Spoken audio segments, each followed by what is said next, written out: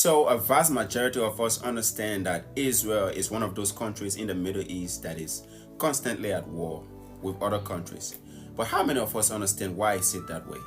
Stick with me. There are approximately 22 countries in the Middle East.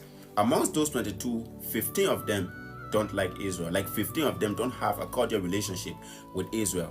It's not really because they don't like the Jews, but because they watch their land get stolen, there are people being displaced, and their history being erased. Before the introduction of tanks and missiles and hatreds, this land, Palestine, was under the Ottoman rule. And as you might or might not know, the Ottoman Empire was one of the greatest empires of ancient time. So Palestine was being occupied by Muslim Arabs, Christian Arabs, and a small portion of the Jews. In the 1800s, Jews that were in Europe and other parts of the world that were tired of marginalization and persecution decided to go back home. And so they founded a movement called Zionism. And the main intent of Zionism was to call all Jews back home, to go back home.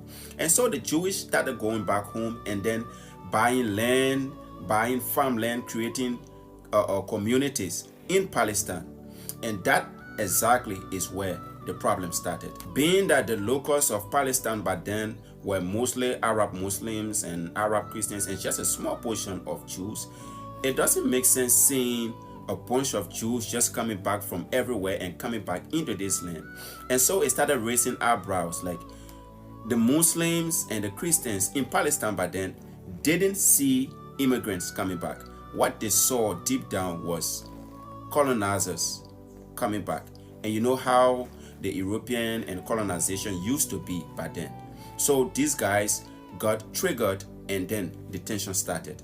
By the early 1900s, violence had already broken up and the fire was burning vigorously. So while the Arabs and the Jews were having their own misunderstanding, World War I came and crushed the Ottoman Empire.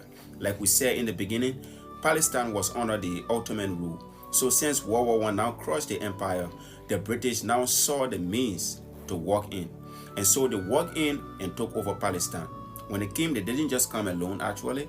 They came with promises. They promised both sides, the Arabs and the Jews. They gave them promises in order to be able to calm the misunderstanding between them. Now, this is a game played by the British people when they came, right?